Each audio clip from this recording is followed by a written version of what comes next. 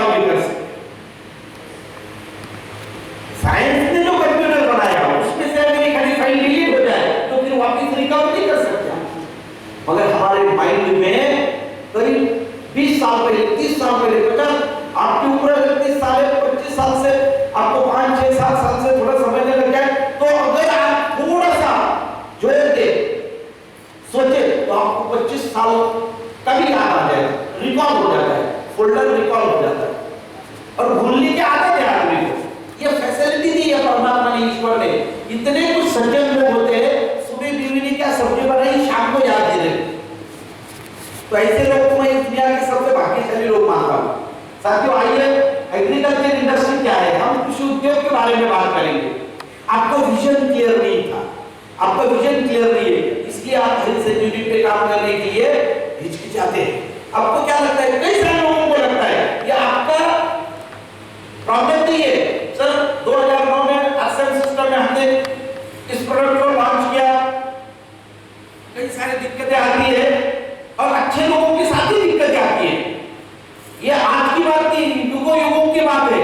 सतयुग में स्वयं माता सीता मैया को अग्नि परीक्षा देनी पड़ी थी, द्वापर युग में पांडवों को वनवास जाना पड़ा था, और कलयुग में आरसीएम जैसी भारत देश में नंबर 1 डायरेक्ट मार्केटिंग सिस्टम को भी अग्नि परीक्षा देनी पड़ी। स्टार्ट के बाद फिर जनवरी 2014 को आरसीएम सिस्टम में हेल्थ सेंचुरी रीलॉन्च हुआ। ये लीडरों की वजह से हुआ, कि हमने नहीं किया, लीडरों ने कहा सर तो सर हेल्थ सेंचुरी प्रोडक्ट चाहिए, काम करते गए साथियों, मगर लोगों का विजन क्लियर नहीं, लीडरों का विजन क्लियर नहीं है। लीडरों को ये लगता है कि एक बार जून जुलाई अगस्त में बरसात होती है और साल में एक ही बार ये प्रोडक्ट बिकता है, तो एक ही बार अगर बिकता है तो क्यों काम करें इसके ऊपर हम। मगर क्योंकि हम खेती करते हैं मगर आंख बंद करके खेती करते हैं, इसलिए मैं कुछ पूरा विजन आपको क्लियर करूंगा, ये काम क्यों करना है और आप 12 महीने हेल्थ सेंचुरी में कैसे काम कर सकते हो। थोड़ा सा देखिए एग्रीकल्चर इंडस्ट्री क्या है, भारतीय कृषि उद्योग कितना बड़ा है। आज हर इंडस्ट्री वाले कहते हैं वेलनेस इंडस्ट्री है, बैग वाली इंडस्ट्री है, एफएमसी सेक्टर है, टेक्सटाइल सेक्टर है, हर इंडस्ट्री कहती है हमारी 20,000 करोड़ की इंडस्ट्री, हमारी 40,000 करोड़ की इंडस्ट्री, हमारी 50,000 करोड़ की इंडस्ट्री। अब थोड़ा सा मैं विजन क्लियर करूंगा आपको कि एग्रीकल्चर इंडस्ट्री कितनी बड़ी है। साथियों देखिए, भारत देश में 2 सीजन होते हैं, हमारे खेती के 2 सीजन है, खरीफ और रबी, 2 सीजन होते हैं। तो खरीफ सीजन स्टार्ट होता है जैसे 15 मई से, अभी खरीफ सीजन स्टार्ट हो गया है तो अगस्त एंड तक चलता है। 4 महीने का खरीफ सीजन, 4 महीने का रबी सीजन, 8 महीने हो गए, 8 महीने खेती होती है, बचे 4 महीने, वो भी बता दूंगा मैं आपको। ये खरीफ सीजन इंडिया का सबसे बड़ा सीजन होता है साथियों। खरीफ सीजन ये इंडिया का सबसे बड़ा सीजन होता है। पूरे भारत देश में एक साथ बरसात होती है। पूरे भारत देश में जितनी जमीन पर फसल लगती है, जितने जमीन पर किसान फसल लेते हैं, वो जमीन कितनी मालूम है आपको? लगभग 35 से 40 करोड़ एकड़ जमीन, 35 से 40 करोड़ एकड़ जमीन पर एक साथ किसान फसल लेता है। 30 करोड़ एकड़ जमीन पर पकड़ लो। अगर आप हेल्थ सेंचुरी पे काम करें, इसमें से 1% भी आपका हिस्सा हो जाए, 30 करोड़ में से 1%, क्योंकि आप काम करने लग गए, आरसीएम सिस्टम में आएंगे, टेक्निकल जाओगे, फिर पीने आएगी आपकी, पर आएगी, स्टाफ पर आएगी, इमरान आएगी, स्टार इमरान आएगी, रूबी आएगी, स्टार रूबी आएगी, और जब आप बड़ी बिलों पे जाओगे तो भारत देश के 15-20 राज्यों में आपका काम हो सकता है, क्योंकि आप डिस्ट्रिक्ट के भरोसे तो थोड़ी ना सफाई कर सकते हो। 5-10 राज्यों में तो काम होगा ना आपका। अगर आपका 1% अगर काम हो जाए, 30 करोड़ में 1% कितना होता है? मैथमेटिक्स कितना अच्छा पढ़ रही है। 30 करोड़ में 1% 30 लाख। 30 लाख एकड़ जमीन पर अगर आपका हरित सेंचुरी का काम होता है 1 एकड़ के लिए 1 किट, तो 30 लाख एकड़ के लिए कितने किट? 30 लाख। तो उससे बोले सर गलती क्यों हुआ? मैं थोड़ी ना आपको बाहर निकाल दूंगा, मैं भी आपका फ्रेंड ही हूँ। गलती तो आदमी ही करता है, उसमें क्या गलती की बात? 30 लाख किट हो गए। हरित सेंचुरी के 1 एकड़ के किट की कीमत है 1800 रुपए, डीपी प्राइस है 1200 और पी भी 900।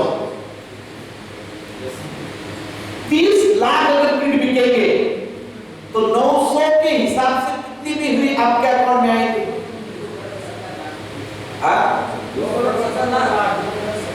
आराम से 2 दिन के बाद भी जवाब दिया तो नहीं चलेगा। आराम से झुरो गिन लेना, आप करके देख लेना।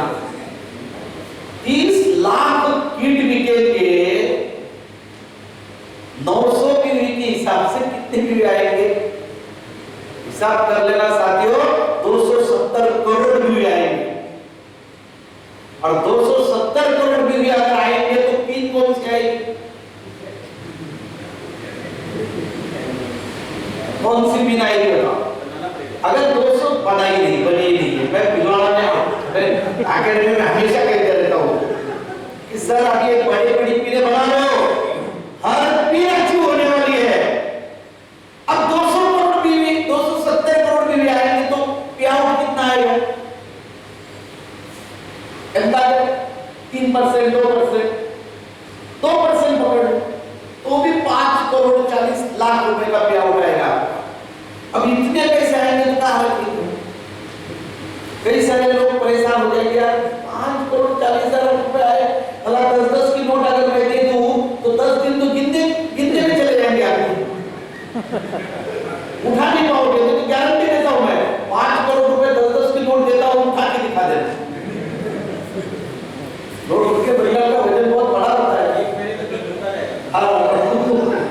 तो साथियों ये बहुत बड़ा सेक्टर है, बहुत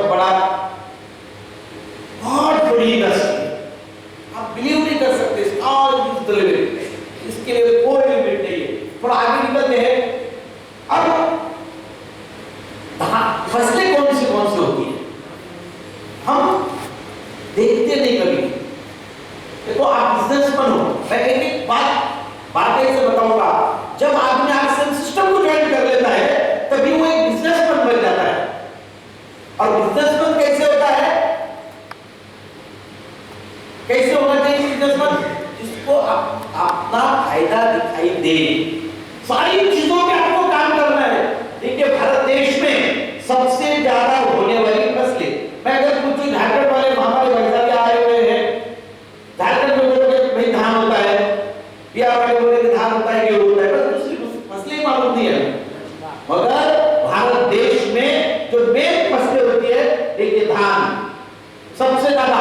ऐसा कोई राज्य नहीं है, ऐसा कोई स्टेट नहीं है जिस राज्य में धान की फसल ना होती हो, पूरे हर राज्य में होती। उसके बाद गेहूं,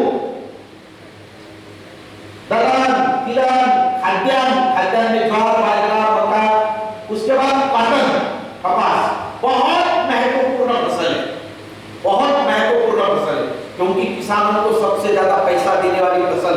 और सबसे ज्यादा गुजरात, महाराष्ट्र, आंध्र प्रदेश, कर्नाटक, तमिलनाडु, उत्तर प्रदेश, बिहार, और उसके बाद मध्य प्रदेश, छत्तीसगढ़ का कुछ हिस्सा, पंजाब, हरियाणा, करीबन 18 से 20 राज्यों में बहुत बड़े पैमाने पे फसल होती है कॉटन की, कपास की। पूरे विश्व में, पूरे वर्ल्ड में उत्पादन के मामले में भारत देश नंबर 2 पे कॉटन, मगर क्वालिटी वाइज उत्पादन नंबर 1 पे। क्वालिटी वाइज हमारे भारत देश में नंबर 1 पे उत्पादन है। उसके बाद गन्ना, शुगर केन, बहुत बड़ी फसल है, कैश क्रॉप है। 12 से 13 राज्यों में बड़े पैमाने पे गन्ने की फसल होती है। उसमें उत्तर प्रदेश, बिहार, महाराष्ट्र, कर्नाटक, आंध्र प्रदेश, गुजरात, राजस्थान, पंजाब, हरियाणा, बहुत बड़े पैमाने पे गन्ने की फसल होती है। उसके बाद चाय, नॉर्थ ईस्ट में चले जाओगे, जलपाईगुड़ी से लेके आसाम तक चाय का एरिया है। साउथ इंडिया में चले जाओगे तो बहुत बड़े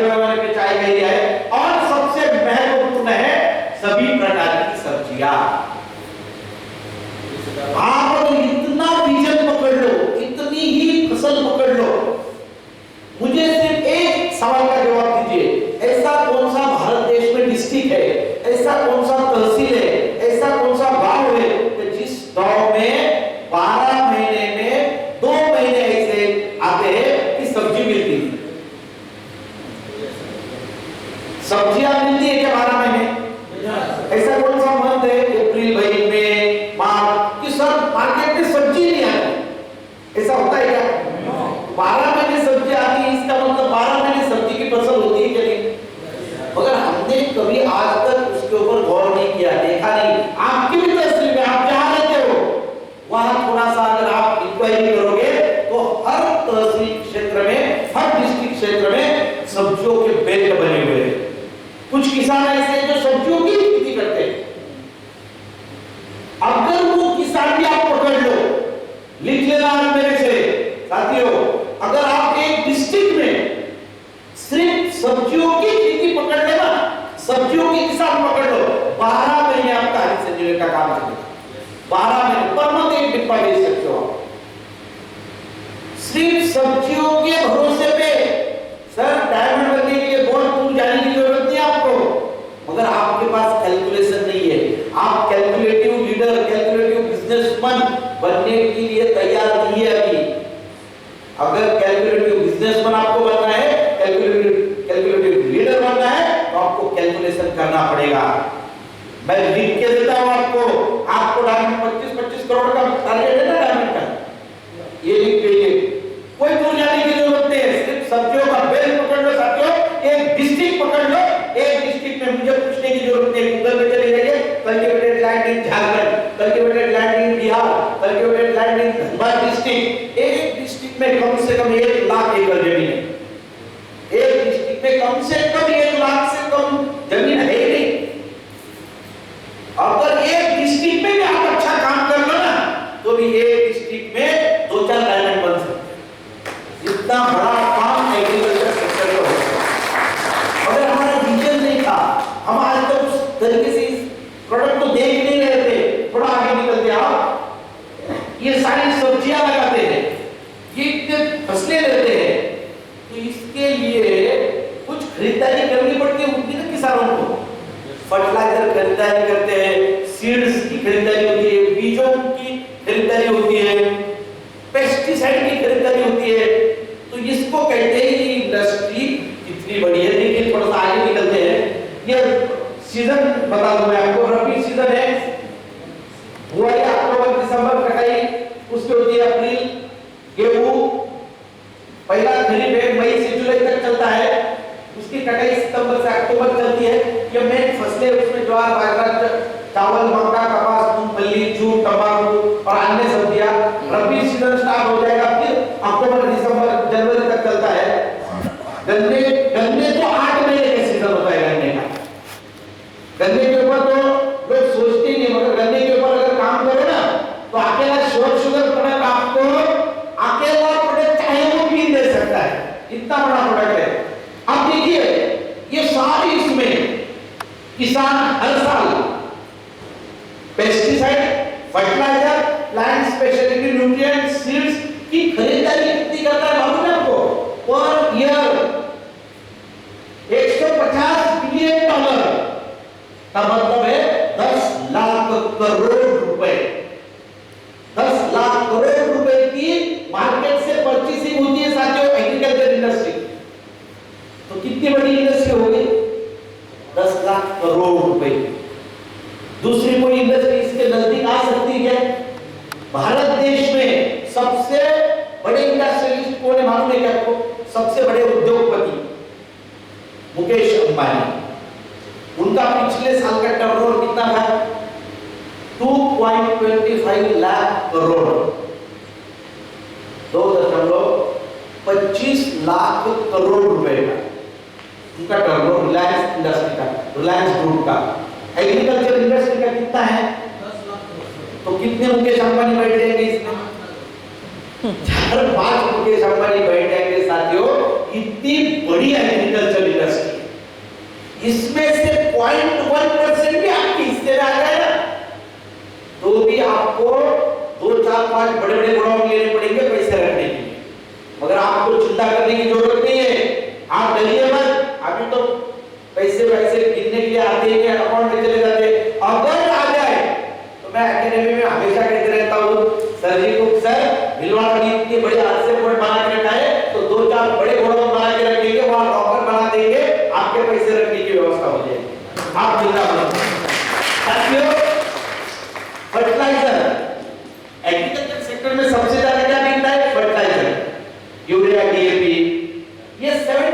70% इंडस्ट्री है, पेस्टिसाइड 2 लाख करोड़ की इंडस्ट्री है, और प्लांट स्पेशलिटी न्यूट्रिएंट हम जो health spreaders rapid sure sugar ये जो प्रोडक्ट बेचते हैं ये प्लांट स्पेशलिटी न्यूट्रिएंट में आते हैं।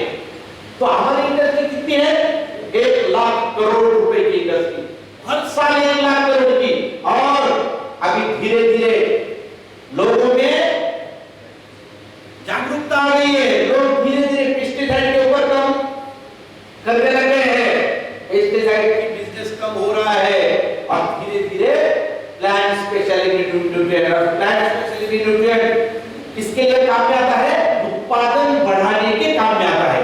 और अब के जो प्राइम मिनिस्टर हमारे मोदी जी उन्होंने कहा है कि आने वाले 5 साल में हमें किसानों का उत्पादन डबल करना है। तो किसानों का उत्पादन डबल करने में सबसे ज्यादा बड़ा योगदान अगर किसी का रहेगा तो हरी सेना का रहेगा, आरसीएम सिस्टम का रहेगा। तो इंडस्ट्री आने वाले 5 सालों में 2 गुना 3 गुना बढ़ने वाली है। तो आपके बिजनेस को 4 चांद लग जाएंगे, इतना बड़ा आपका बिजनेस हो सकता है साथियों। और हमारा जो मेन मिशन है, हम मिशन लेके काम कर रहे हैं साथियों, हम कोई प्रोडक्ट नहीं बेच रहे। आप ध्यान से सुन लेना, दिमाग को जोड़ डालना, दिमाग से सुनना साथियों, हम सिर्फ प्रोडक्ट नहीं बेच रहे, हम सिर्फ पैसे कमाने के लिए काम नहीं कर रहे, हम एक मिशन लेके काम कर रहे हैं। जो मिशन समाज की हित का हो, राज्य के हित का हो, देश के हित का हो, हर आदमी के हित का हो, ऐसे मिशन के ऊपर हमें काम करना है साथियों। और वो मिशन है जहर मुक्त खेती, जहर मुक्त खाना और स्वस्थ भारत का निर्माण। साथियों इस मिशन को लेकर हम लोग काम कर रहे हैं, और इसीलिए हम ऑर्गेनिक खेती को बढ़ावा दे रहे हैं। ऑर्गेनिक खेती के फायदे क्या क्या है? घटती हुई जमीनों को उपजाऊ क्षमता बढ़ती है, जमीनों में फायदेमंद जीवाणुओं को बढ़ाने में मदद होती है, हर साल किसानों के खर्चे बढ़ रहे हैं, वो कम होते हैं, ऑर्गेनिक खेती से किसानों को अच्छा आर्थिक लाभ होते हैं, धरती पर जीव जंतु जीवाणुओं के लिए फायदेमंद है, और मनुष्य को होने वाली बीमारियों से बचना है। तो ऑर्गेनिक खेती सबसे महत्वपूर्ण है कि नहीं? मैं अभी 15 मिनट का वीडियो आपको दिखाऊंगा, पेस्टिसाइड के क्या दुष्परिणाम हो रहे हैं, पेस्टिसाइड के क्या दुष्परिणाम हो रहे हैं। हेलो,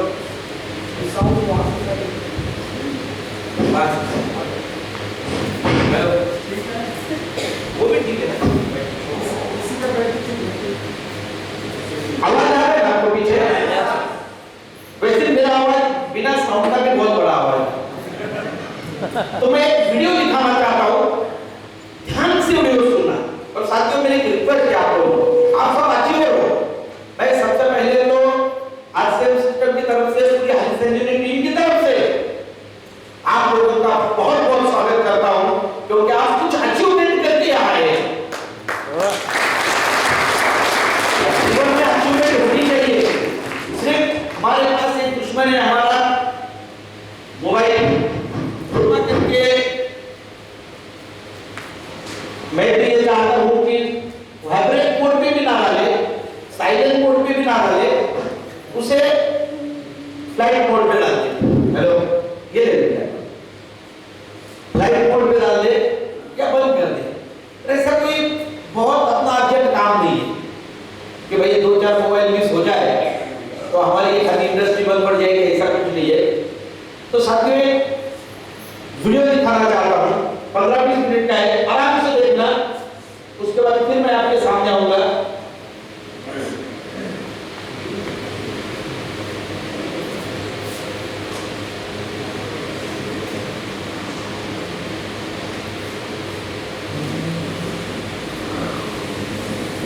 और ये वीडियो कोई मैंने बनाया नहीं है, ये इंडियन मेडिकल काउंसिल, भारत सरकार की सबसे बड़ी जो ऑर्गेनाइजेशन है, इंडियन मेडिकल काउंसिल ने बनाया हुआ वीडियो है।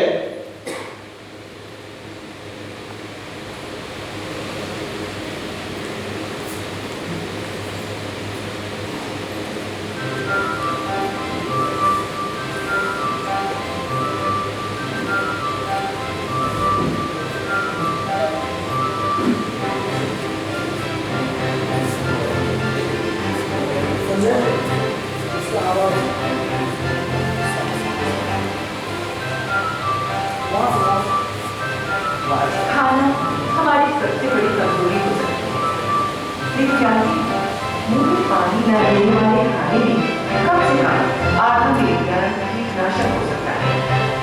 मात्रा में बताना हो तो करीब 1 से 3 के बराबर। लेकिन क्या आप जानते हैं कि आप एक औसत एलर्जी से 40 गुना अधिक कीटनाशक ग्रहण कर रहे हैं।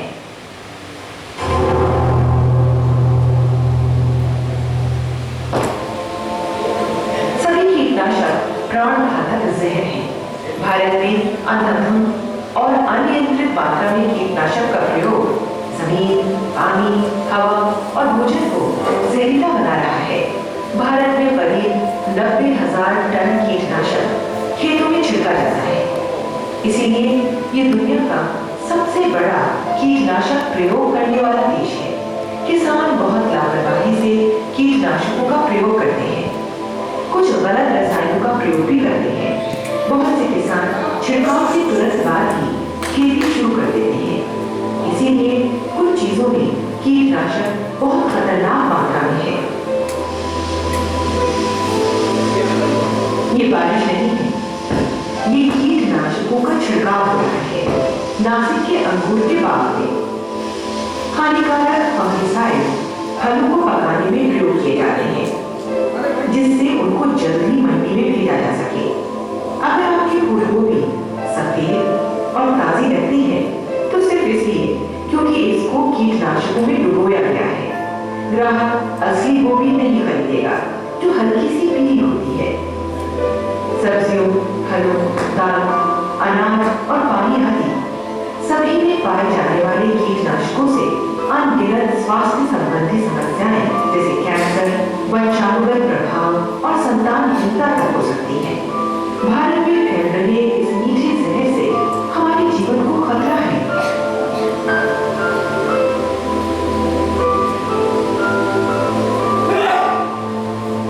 केरल में आपका स्वागत है।